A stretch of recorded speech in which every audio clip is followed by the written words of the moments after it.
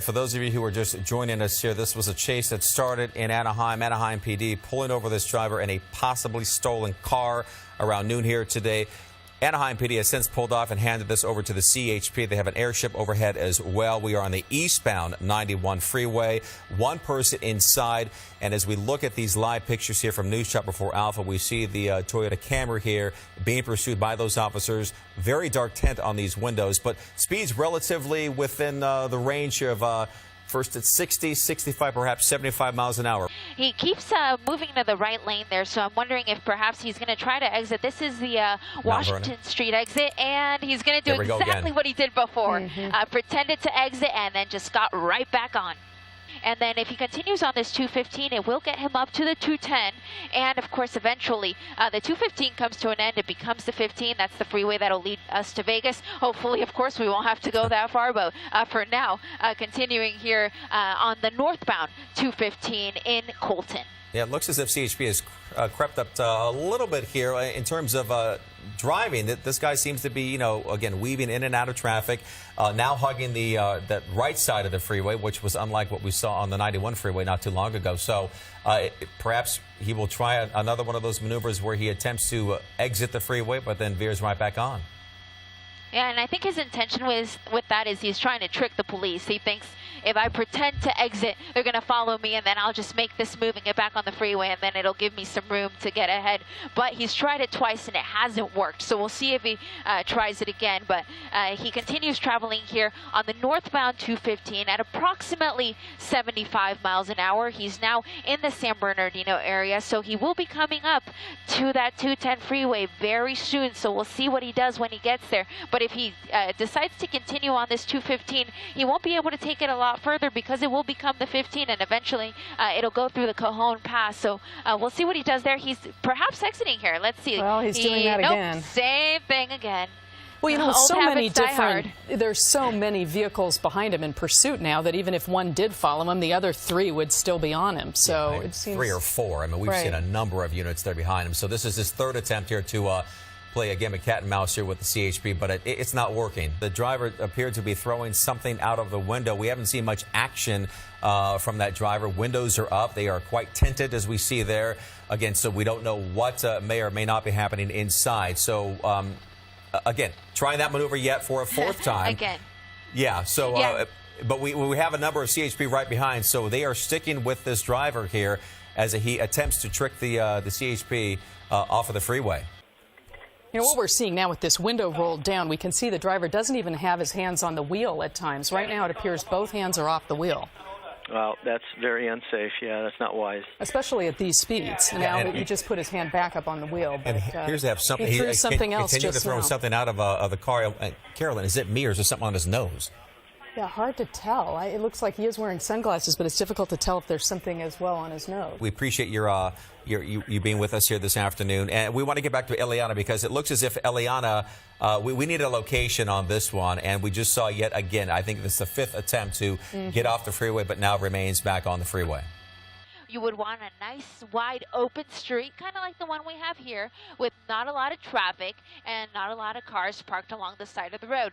And then the speeds of the vehicle need to be ideal, about 35 miles an hour. And the other thing, wrong side of the road here, I'm sorry, I have to stop my explanation to talk about this. The wrong side of the road here, that could have been very bad. Northbound here on Columbia, that CHP unit close behind. And red light coming up. That could have been very bad. Every time he runs one of these red lights or runs a stop sign, you run into a situation where you could have cross traffic and potentially have a traffic collision. So whenever I see whenever I see that an intersection is coming up like that, I'll make sure to pull out so that we can see the big picture. But you see this CHP unit close behind. Again, CHP units are all pit equipped. So that means they're allowed to perform a pit maneuver if need be. The size of this vehicle is perfect. For a pit maneuver because it is a relatively small vehicle. A CHP unit of this size maybe wouldn't try a pit maneuver on a larger vehicle. Maybe trying it here. Let's see. He tried the pit there, didn't quite work. And trying it one more time, but he's able to wiggle his way out of it. Continuing here on Salmon River Road. UPS truck is going to be in the way, so let's see what happens. Oh, that could have been very bad. That is why the CHP unit didn't try another pit there, because of that because of that UPS truck. They, of course, didn't want to endanger the life of that UPS driver, so they decided not to try a pit there as he was making that corner. Yeah, all units are backing off is what I'm hearing. That means that all units are going into surveillance mode. That means that the ground units are going to get pulled off, and it's going to be a pursuit from the helicopter only. So the reason for that is it just got too dangerous. Now that he's on surface streets, he's driving like a madman. And coming up to a red light here, let's see what happens. Fortunately, the light changed just in time. Continuing here on Main Street with a cross of Stansel Drive. This is in the Riverside area. Your nearest freeways are going to be the 60 and the 215. He's going to have a chance here to get on the 60. Let's see if he takes it. Nope. He went right over his chance to get onto the 60 freeway, so he was not interested. Continuing here on Main Street, crossing Spruce Street, picking up speed about 75 miles an hour.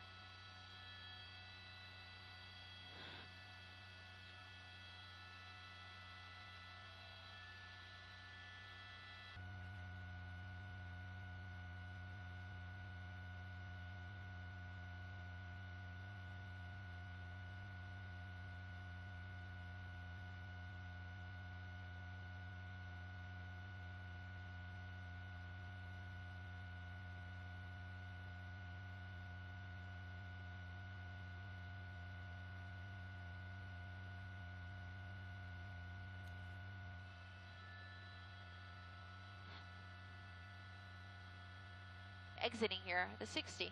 Exiting the 60 at Etiwanda. And making a turn. Oh, he got lucky. He made that turn just in time before that big rig. Came up behind him. There's a lot of traffic here. Wrong side of the road here. That's why... Oh, wrong side of the road yet again. Oh, this could be really bad. There's a lot of traffic here in the area. Van Buren and Etiwanda are going to be your streets as he comes under the train tracks here. Wrong side of the road. Oh, man. Can you imagine this guy just driving right at you at the speeds that he's traveling on? So dangerous. About 50 miles an hour here on Van Buren. Again, way across of Etiwanda. He's going to come right next to us, but we'll get him here as we make this... move. Oh, lots of traffic coming up and at very high speeds. Wrong side of the road. This could be very dangerous here. Van Buren and Etiwanda at about 55 miles an hour in the wrong direction. This is probably one of the worst moves that this guy has made so far in the 2 hours that he's been on this chase.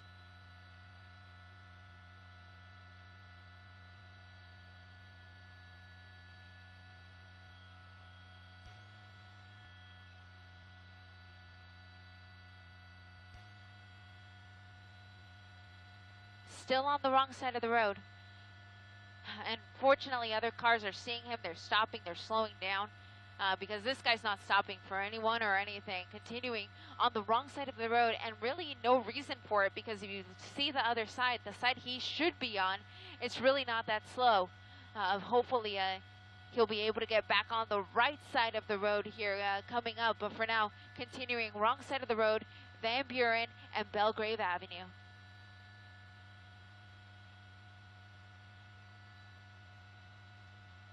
I think rural was the word that I was looking for. I couldn't find it. It's a little bit more of a rural area in Mira Loma, very close to the freeway if he decided he wanted to get back on. But here we go, wrong side of the road again. Oh gosh.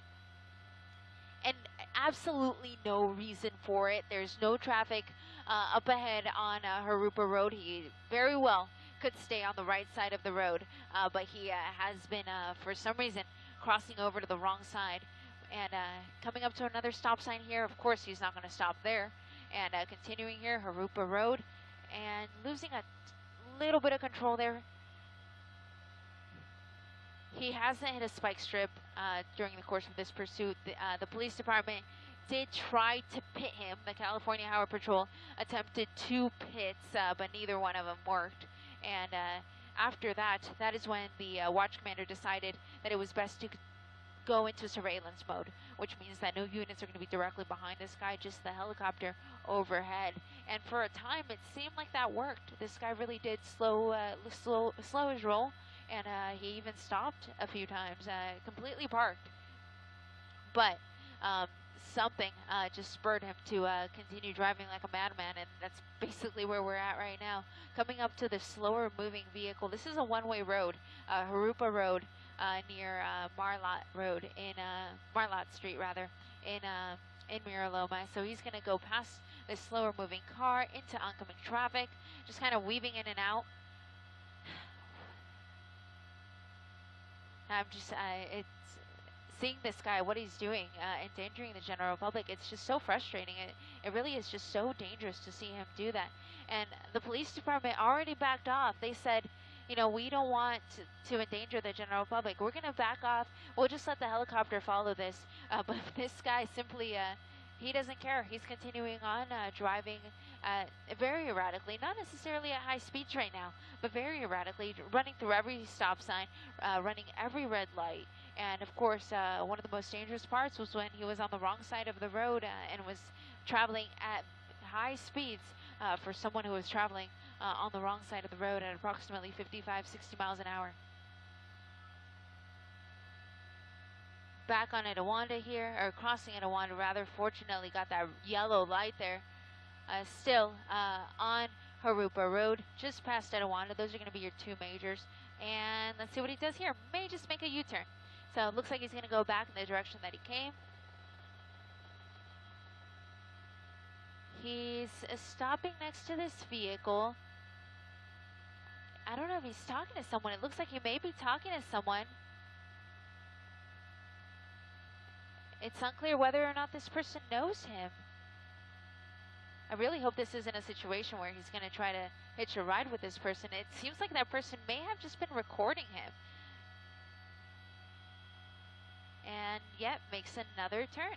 So it's unclear what role that person may have played. May have just been a bystander who who was aware of the pursuit and was recording from his or her vehicle, or it could potentially be someone that this person knows. But fortunately, it wasn't a situation where this guy hitched a ride with that person.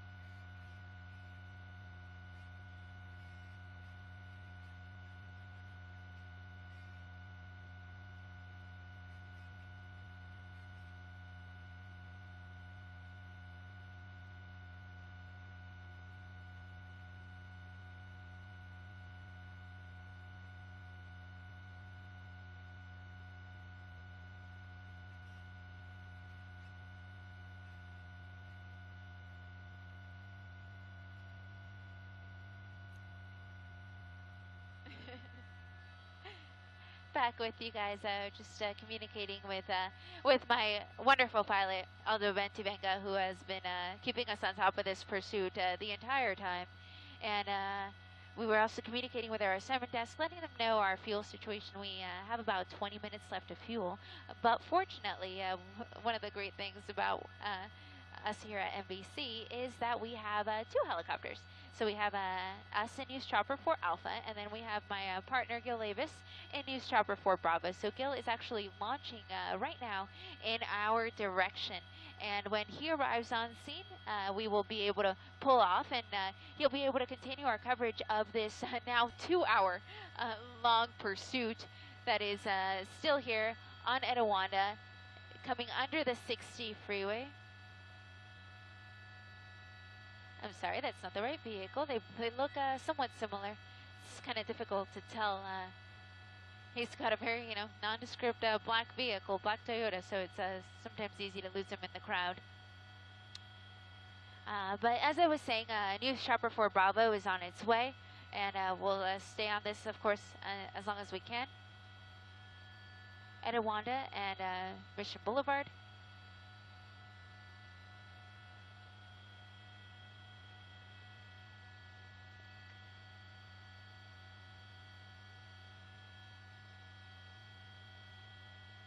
he's really slow here. I think this guy's got to be running out of fuel. I mean, I wouldn't be surprised if his car dies at the intersection.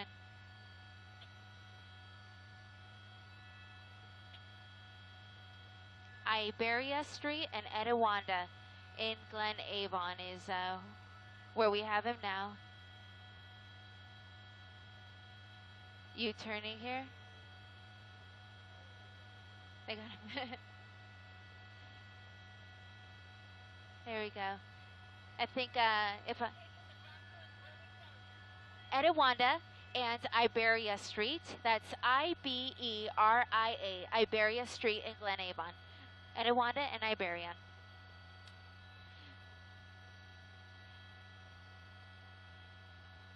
So I was just helping to direct one of our ground crews who is here in the area and will be able to bring us some images from the ground when this pursuit comes to an end. So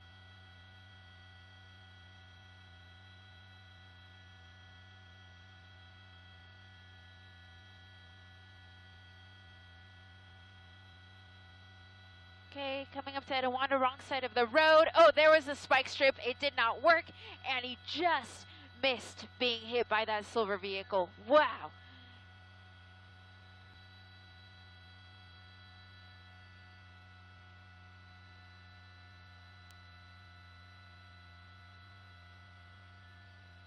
Okay, maybe he's coming to a stop here.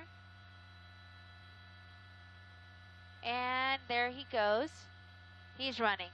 You see him running there just behind this building. Running with all he's got through this parking lot. Coming to the backside now. We're going to bring News Chopper 4 Alpha around so we can get on the other side. Is the address. You see the police ship there. We lost him on the other side of this building. He should be either ran inside or he's hunkered down somewhere on this backside.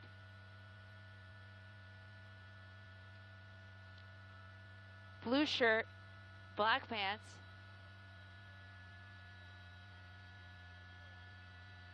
And we're looking for him. The airship's looking for him too. We all saw him run, so we know he's here. But now it's just a matter of finding this guy.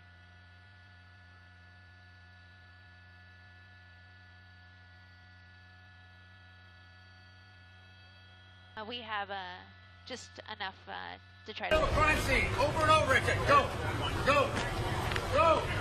Where are you running from?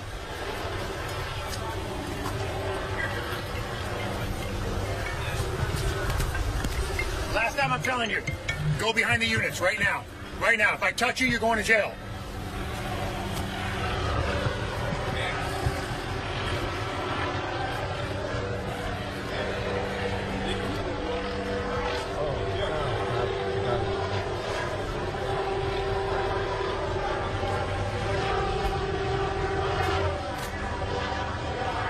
Have you seen this? Have you seen this stuff?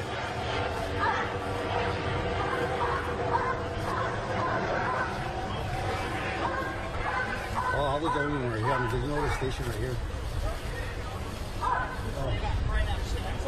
Okay, boys. Okay. Okay, bye. Bye.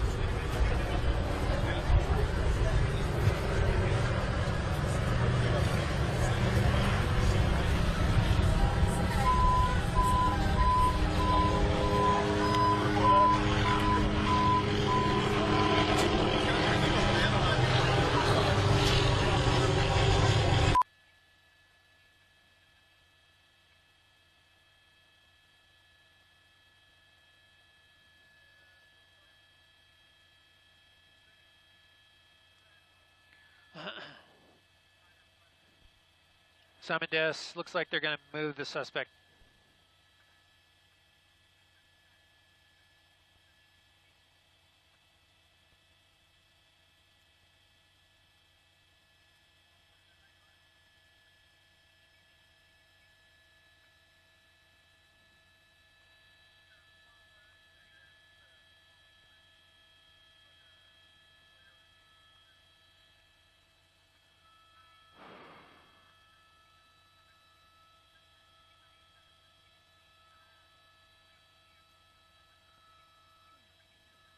Is there a medical? Is there a RA coming down the street for this guy?